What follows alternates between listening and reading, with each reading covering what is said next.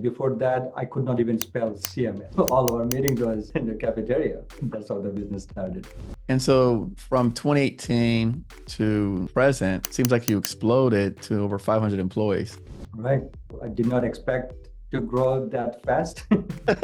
How do you get your first contract without past performance? No, past performance is needed. You have to have some story to tell. So let's talk about that, because was the 8A a part of helpful in that growth? Absolutely. It gave us the platform to be the prime contractor. Half of our growth was because of the HUBZone. Right. Some people stay at around the $15 million mark. What did you do differently? We went after a competitive bid. If you want to grow, you have to compete. What is one thing that when you start the business that was hard, that is still hard today?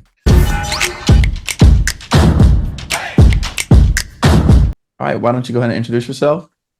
Hi, Eric. This is Sam, Mohammed Elias, chairman and founder of Reli Group in the Govcon industry. We're IT consulting and system integration company. Okay. Serving the federal government. Nice. Where are you located? Headquartered in Catonsville, Maryland. Okay. Near Baltimore. Okay, nice, nice. And so again, I'm looking through your profile here, Sam. And before we do that, actually, we met at a HUBZone conference about, was it 2 years ago or was it last year? I think so. Yeah, it's 2 years almost. Yeah. Yeah. And I remember we were on a panel together, and I was essentially the moderator for the panel, and you were talking about your business growth.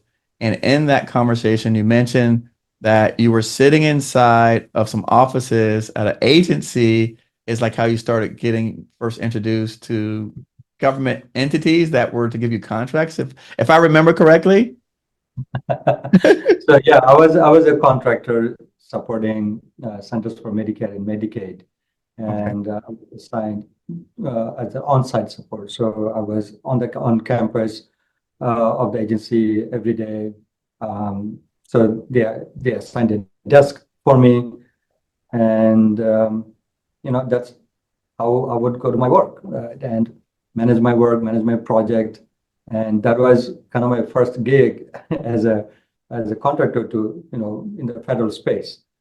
Before that, I could not even spell CMS. I didn't know what the government contracting does or what that all means. I lived in Iowa, so Midwest, different type of a business, and the East Coast, everything is government business. So when I moved to the Maryland area, that was my first job, supporting Center for Medicare and Medicaid as a contractor, and I started my program management career there in the federal space. So since I was assigned on site, I would walk the halls, meet people, and see my core and my GTL and my customers every day, and also all the other contractors that I was managing on behalf of my customers, managing some of the large programs that they had, and that's how it began. And got very familiar with the agency, got a lot of familiarity with all the leadership as I was working there. So fast forward, after I would say 12 years of serving as a contractor, I decided to go on my own and start my company. So I used that cafeteria as my working space. So I would have my coffee and my lunch and do my work, and that's where the business started. So all of our meetings was in the cafeteria. So that's what I meant by meeting people sitting in that space, and that's how the business started. I like that, because that's humble beginnings, right? I think that saying, "Hey, I started my business in a cafeteria," is right. It's almost as nice as saying garage. Yeah, I mean, I don't know which one is more glorifying. The first official address was my in-laws' house in downtown Baltimore, and it's Uh-huh. a bedroom. So, and that was the company headquarters. That was the address, and happened to be in a HUBZone. So, we're poor people living in HUBZone, and that was the office. Right. And EMS had the fancy building with, I don't know, maybe 20-acre land, and that cafeteria was my business operation. So Right. There you go. No, I love that. I love that story. No, that's so when you start the business, when you first won your first contract, it was 2013 when you started the business? 2013, we started the business, and I got my first subcontract. I would say end of 2023. I think that was 10 hours a week. So that was like the official subcontract for the company.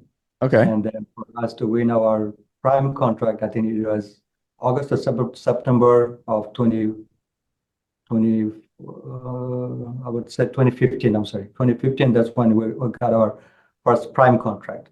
Up until then, we were a subcontract. Okay. So it took you 2 years to get your first prime contract. Yeah.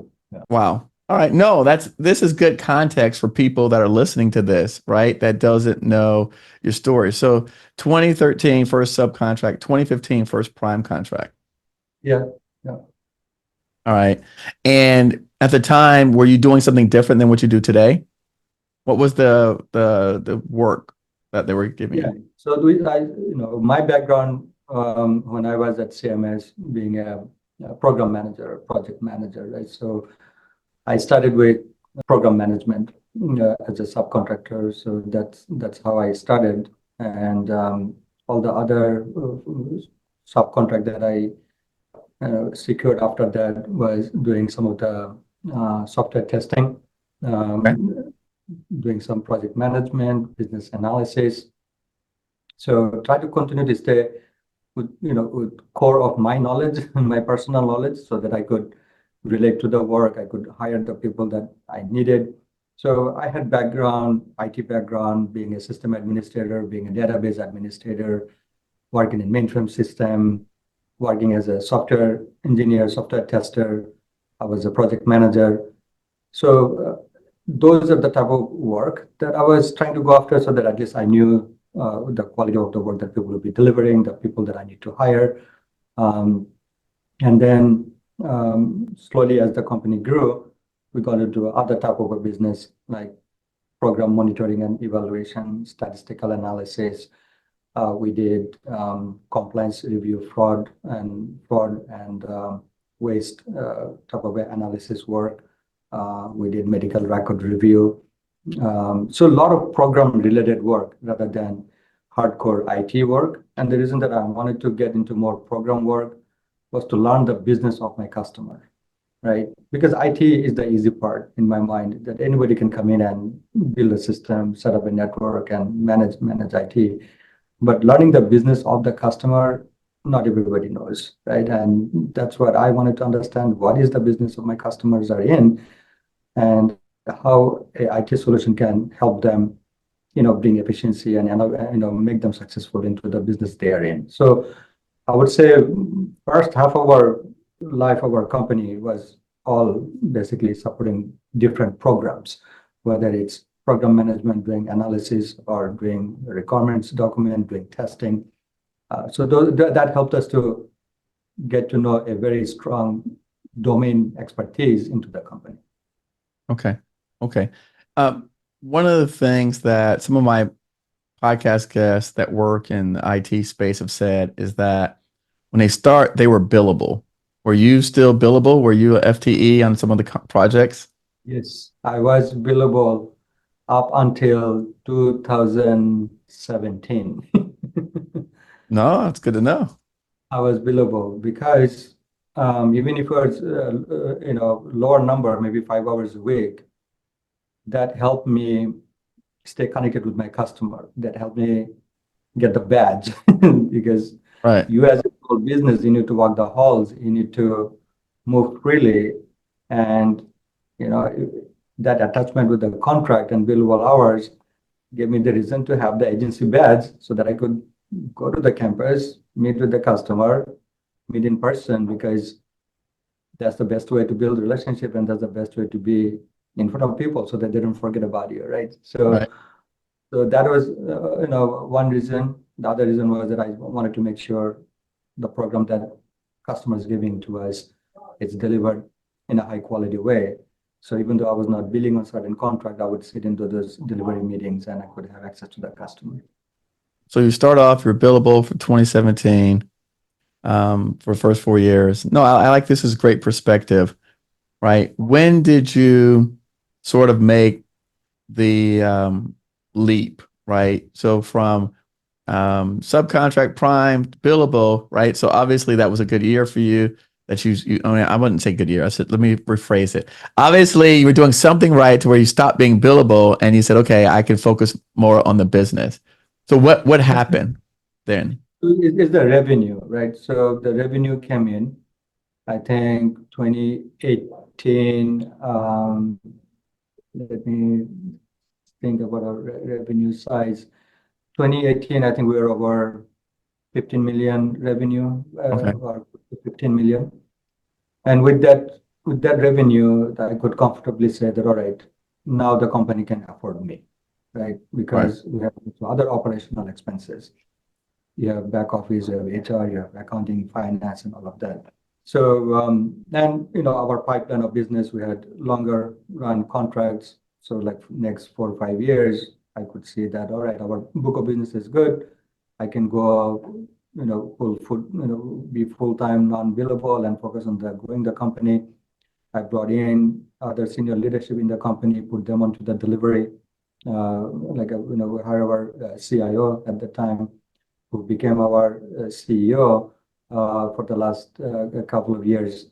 So that helped me to basically, step outside of the program delivery, focus on business development and growth, and building relationship with partners and also with other agencies. Okay. And so from 2018 to present, I mean, I was on your website recently. It seems like you exploded to over 500 employees. Right. That was Yeah. a phenomenal growth. I did not expect to grow that fast, Okay. but growth happened. And when the customer says, there's work for you to do, can you do it? You say yes. Okay. And you don't worry about your size standard. Am I gonna go over the size of my small business? No. Right. You are in a business, you're gonna grow, and what happens to the small business certification or ADA certification, that comes after the thought. Right. Okay. No, that's good. Let's talk about that because was the 8A a part of helpful in that growth? Absolutely. ADA gave us the platform to be the prime contractor, and we fully utilize the ADA business strategy, meaning sole source after sole source with multiple customers happen to us. And, a lot of time people think, oh, just get an ADA, sole source will happen. That's not the case. I think the customers put in a lot of risk, personal risk, choosing an ADA company, because that company's quality of work and the success of the project ties to their performance. And also, they need to answer, why did they choose that company, right? If the company doesn't do well, the blame goes to the customer. If the company does well, yeah, the customer can say, see, I choose the right company. So I think we build that credibility, we build that trust within a lot of our customers that kept choosing us to come in and do direct work as an ADA company. And that has been a very strong tool for our growth and our revenue, and having that revenue to reinvest into the company. So without that, we wouldn't be where we are today. So I greatly appreciate the program that Congress has put together for the ADA, and I think that is the best thing ever could happen for a small business, for a minority-owned business, a disadvantaged business. We have also capitalized on our HUBZone certification. Okay. That also has been very good for us in terms of our growth. Half of our growth was because of the HUBZone contract. But that also brought some challenges maintaining the HUBZone employee number, making sure that we are compliance and everything. But that challenge you can mitigate as long as the revenue comes, the company grows. You you can put some people to say, all right, you are dedicated to manage this challenge. Go manage it. So I would say both the ADA program and the HUBZone program have been very beneficial for us. Yeah. That's exciting. Let's go back to we went kind of brushed through your past, and we didn't talk really about some of the uh, intricacies of like how did you get your first contract? Did your past performance help you? How did they perceive your past performance? Things like that that I think a lot of small businesses are always wondering, right? How do you get your first contract without past performance? Yeah. No, past performance is needed, right? And that's where the subcontract came in. The 10-hour for subcontract still valid, right? Mm. It still had a scope, still had delivery. The customer doesn't care is it 10 hour or 40 hour. They want to Right. know what you did and what is the scope of the work, right? And then after that, all the testing support contract and other program management support contract that we had as a sub, that accumulated our past performance, right? So you have to have some story to tell before you go after a prime contract. You have to have some track record before the customer says, okay, this company has done this, and we can put that trust on them and give them this work. So those 2 years of past performance definitely was very helpful, and it gave our name in front of the customer, gave our name in front of our partners. So I definitely emphasis on people going after subcontract and accumulate past performance. Without that, there's no value as a company. What does it really mean to the customer? So I definitely focused on past performance, and any type of a task that came to us that was related to the mission of the company and what we wanted to be, we took this work, and we could tell a story when we went for our first prime contract. Nice. Okay. So you would say, and so now you did that, you got your first prime contract, but I see that some people kind of get plateaued, right? Some people stay at around the $15 million mark. And, I've seen a lot of small businesses kind of can't figure out how to get past that threshold. What did you do differently? We went after a competitive bid. And of course, the sole source was good, like guarantee award, but we did not want to get used to it. So from third year of the company, we started bidding competitive. Like we went after contract vehicles like IDIQ and BPA that has longer runway. And then anything that would come under GSS schedule that we had qualification, we would bid competitively. So that gave us the practice run that, all right, how do you win competitive awards? And our first competitive award, I think we got in 2018, I believe. It was a BPA, and then we had one of our contract got more than the size of a sole source, so that was a competitive bid. So we won that one. So if you want to grow, you have to compete, and you have to invest into that competitive nature of that business. Means you have to build your proposal shop, you have to build your contracts shop, you have to build your capture team, business development team. So without that, you'll not be able to go and compete in the market. So the revenue that came in, the profit that we made, we continue to reinvest back into the company and not taking the money out of the company. What would you say to someone that's a subcontractor trying to gain more subcontract work?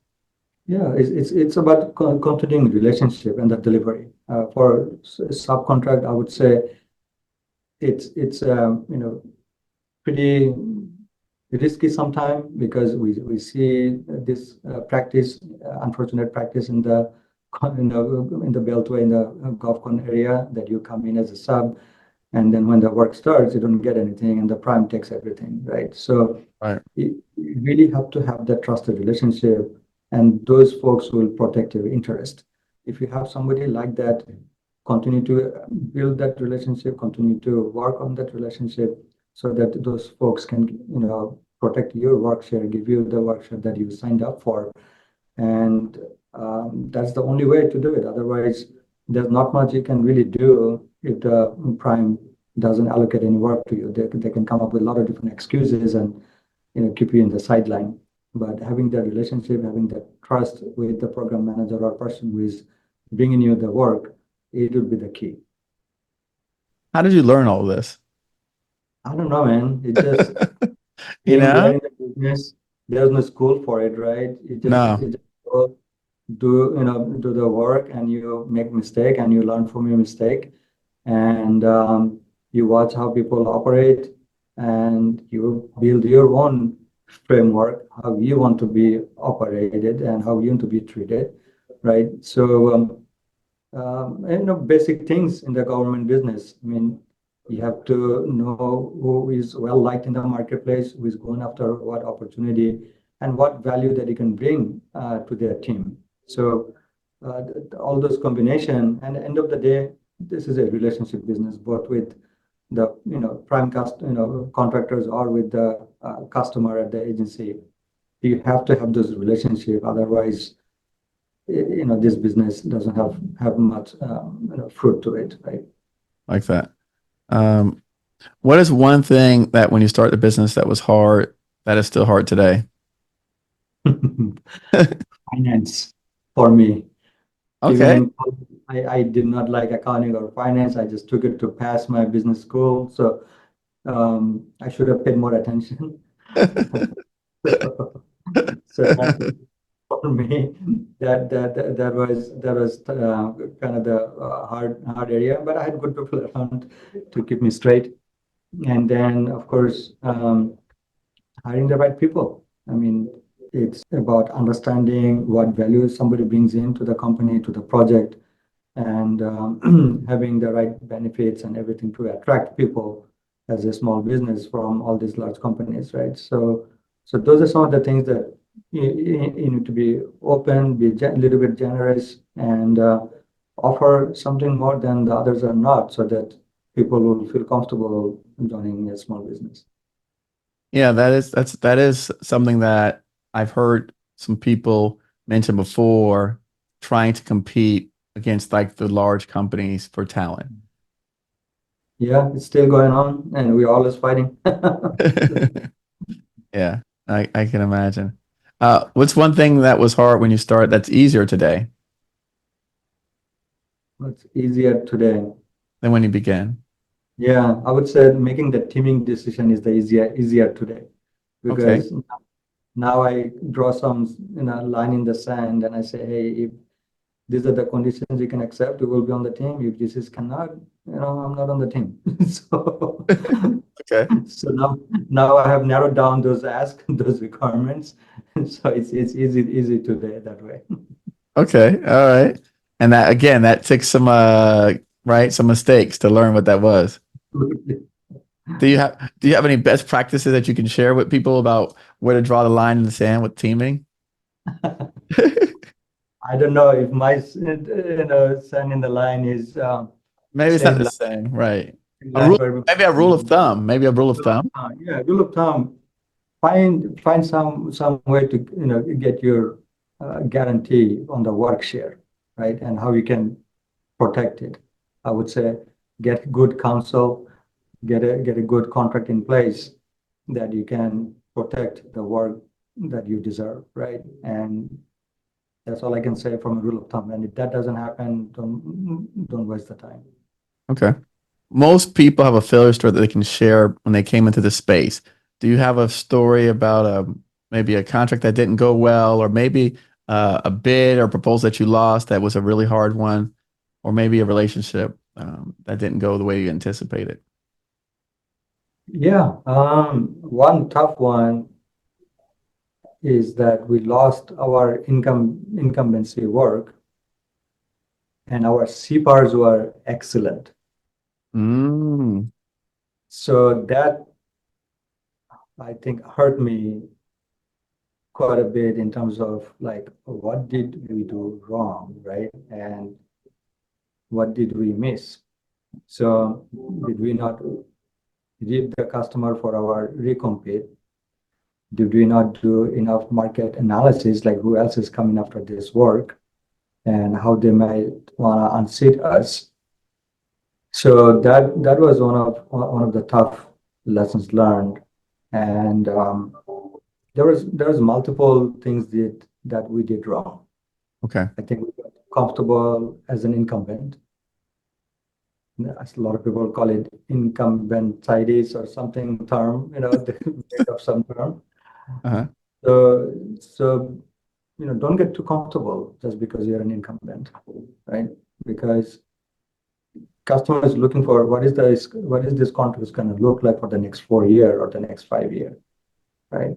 Don't talk about what happened last 5 year or what happening now, and look at we compete as a brand new contract, and sometimes having too much information is also detrimental. So that's what happened to us at the end of the day. Even though we had an excellent CPAR, customer even on the closeout meeting praised us, the work that we did, the delivery that we did, but at the end we lost. And so that was a very hard lessons learned. And I think pricing was a big deal. In the way that we price, we were like almost 25-30% higher than the awardee, because we knew what were the problems were, right? And what exactly that you need to solve all of this. But knowing that too much also kind of hurt, I guess, right? We probably said, hey, we have to do all of this. Maybe the customer and the scope, the way that it was defined, didn't have all of that, right? So we probably have overanalyzed and then came with the best solution of a Mercedes instead of I don't know, Hyundai, who knows? So that's something that you need to be watchful and mindful of. Even though the customer is sad losing you, they cannot do much about it because they're like, hey, there's a lower bid, and they said everything that they're gonna do what we asked for, and they cannot fight over it. Mhm. No. When you start hiring people, where did you find them? Well, at the beginning of my business career, it was all personal network. All the people that I worked with, I would just, call my Rolodex and ask for references. That's one way I did. That I reach out and say, hey, do you know somebody that is available or can do this? Second one is, of course, going to the recruiting agencies or use, Career Builder or Dice or something, those recruiting tools, and now, LinkedIn. I think we're very heavily using LinkedIn now within our organization to recruit people. And that's become our primary source of finding. And network again, you have to do open houses, you have to go to the universities, you have to go to all those different organizations that has people coming to us, because, for example, the veterans organization, so we automatically have a link or subscription that publishes all our openings to the vets hire links, right? And then all of the city, county offices that you can post out your, distribute your job links. So there's many ways that we have built a network to spread the word when we are hiring. Oh, okay. No, you're saying, hey, I'm doing everything. Yeah. We're doing everything. Yeah, and with this post-pandemic world, people are everywhere, right? So we've been hiring people wherever we find them. So not everybody's in the DC Baltimore area anymore. Right, right. I know you said you're not great at financing, but I know that when you start staffing up lots and lots of people, that becomes a challenge. Lines of credit, what did you use in the beginning to initially overcome that challenge of onboarding 30 people, 40 people, 50 people, right? What types of vehicles did you use? Yeah, we used small business line of credit, and our bank was M&T Bank, and they worked very well with us as a local business.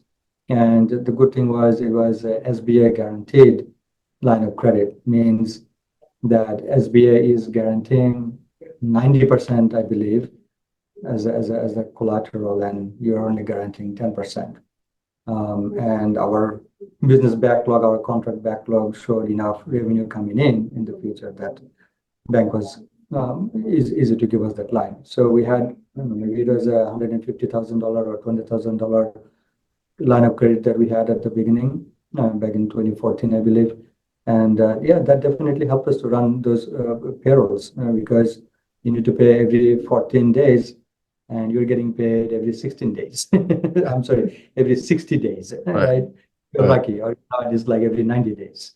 So yeah, definitely the line of credit was helpful, and I would tell your audience to work with the local banks, community banks, because they are more open to work with you, and they have the relationship with the SBA to work through that process.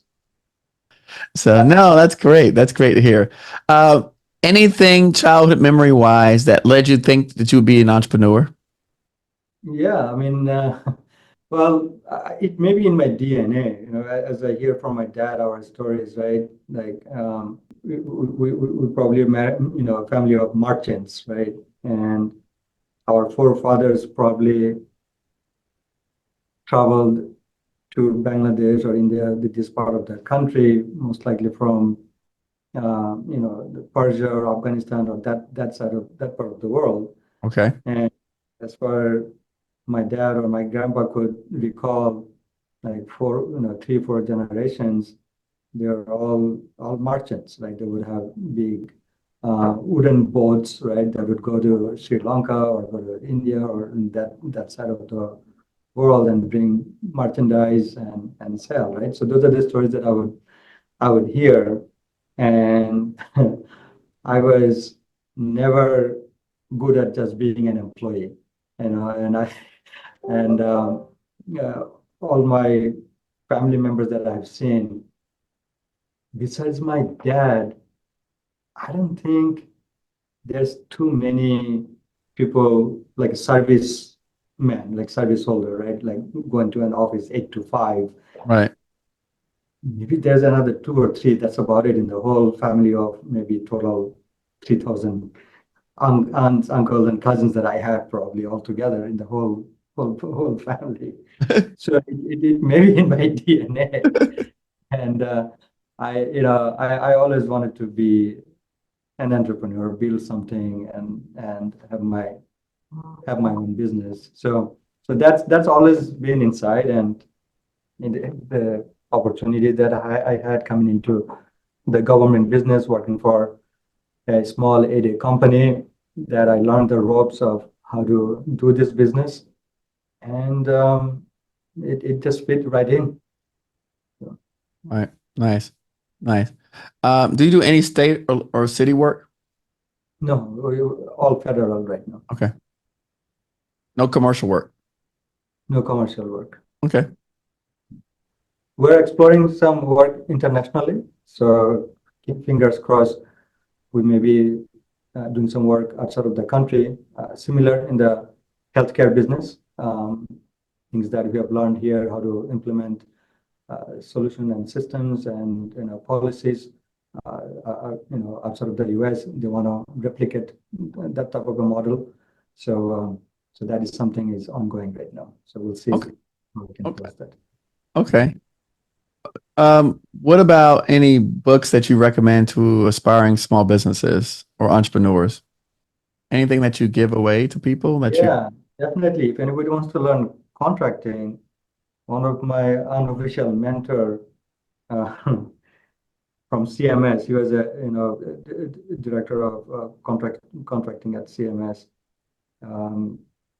Wrote a book. My goodness, I'm forgetting the title. His name is Brian Hebel. So Brian has this book. It's very easy read, and anybody who is new into government business, Hebbel. I was correct. Okay.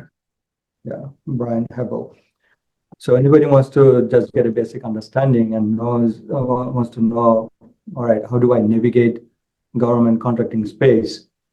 Definitely should read that book. Sure. And as an entrepreneur, I think it will give a lot of insight and some appreciation of what goes into the complexity of contracting. So, Okay, I found it.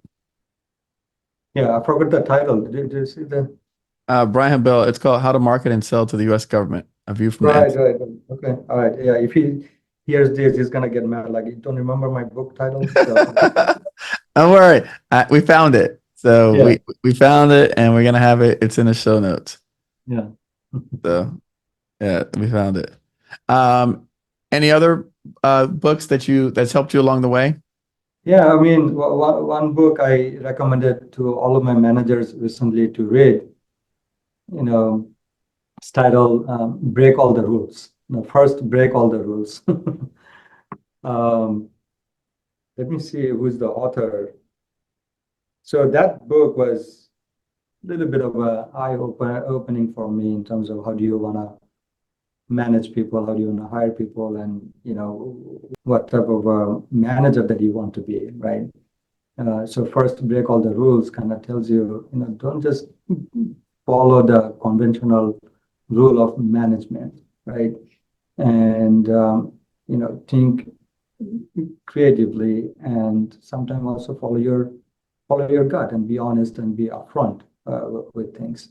So that book, it's a good book for managers that helps them to understand their employees and how to manage them and how to grow their team. So I would recommend that book. Okay, I like it. Any quotes or sayings that you say to your employees or maybe even your kids? Anything that maybe came passed down? Some words of wisdom? Wisdom, right? You Wisdom. I know, said we always love words of wisdom, right? my word of wisdom. You know, you and I are person of color, right? And we say, all right, that's disadvantaged. Tell my children and I tell people in my community that use your disadvantaged to your advantage. What does that even mean?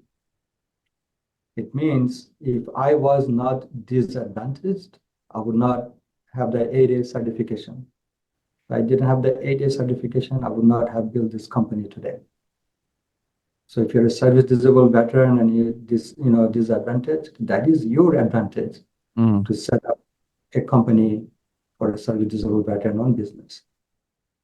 If you live in a poor neighborhood and you're a HUBZone and that's your disadvantage, turn that into your advantage. You're black, you're brown, you're a person of color, that's your disadvantage. Turn that into an advantage and go after those opportunities that are laid out for that disadvantaged class. So that's my word of wisdom, that what I have learned in life in this country and after this business. Oh, I like that. I appreciate that. And it's interesting because I say something similar where I tell people that, you know, me being a person of color, when I go to certain places, I said, people remember me. I said, because I stand out because a lot of the places where I go, Yeah. So there's not a lot of people of color. So I said, people remember me. I don't look like everyone else. So I look very unique. I look very different. And Yeah. people tend to remember me by that. So I said, for me, I don't see it as a disadvantage. I say, wow, I'm going to be the most remembered person out of this whole crowd of people that all look the same, Yeah. right? Yeah. I said, I'm going to be the person that people remember because I look Absolutely. different, Yeah. right? So I said, my difference is unique. And so my Yeah. uniqueness makes me more memorable to the Yeah. people. And that's the way that I view those situations. Yeah. And you can say that I'm exotic. Right, exactly. We call it exotic. If you were a car, you'd be exotic. You'd be worth millions if you were a car. Right? There you go. You're exotic. I like that. You're exotic. I like that. Oh, if you weren't doing this job, what do you think you'd be doing? Oh boy, I'd be still working someplace to feed my family, right? And that probably be more towards in the healthcare space, maybe program management or maybe building a product, something like that. So that'll be the job that I'll be continuing. Okay. A couple more things, and then we're gonna wrap up.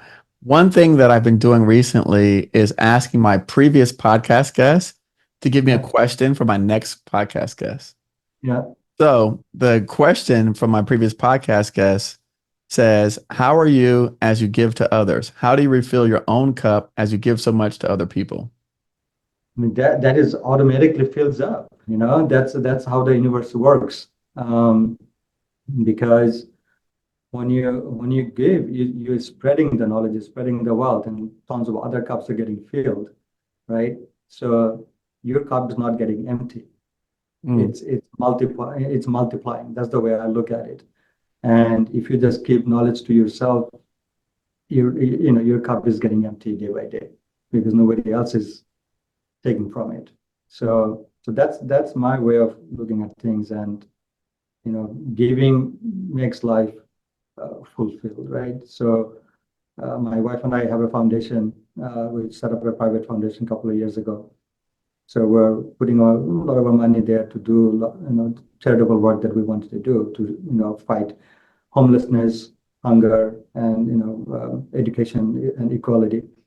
So we spend most of our saving money into that foundation, and that brings the most of the joy. It brings most joy than winning a contract, to be honest with you. So when you give, it's a fulfillment of life. No, I like that. And then, for all of the people listening that are, you know, they are where you're at a few years ago, maybe a decade ago, what would you like to say to them? I'd like to say to them that there is no silver bullet, right? You just have to try different things to make things happen. Different customer, different business, different opportunity.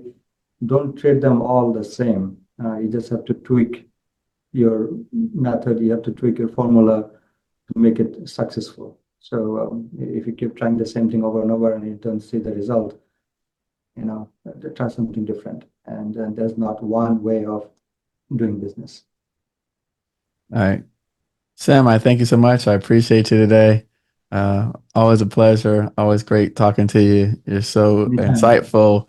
And thank you for, like you said, for giving and helping to others. I think that is so important um, to do. And I learned that in my journey, and that's why I continue to do what we do here because I've been so fulfilled and sharing your stories and stories like yours and experiences to the world. So it's a pleasure to be able to have you on our show and to interview you and have these conversations. So I thank you It's for an that. honor. It's an honor. Thank you very much. I appreciate the invite. Yes. All right. Thanks. Bye Thank now. you.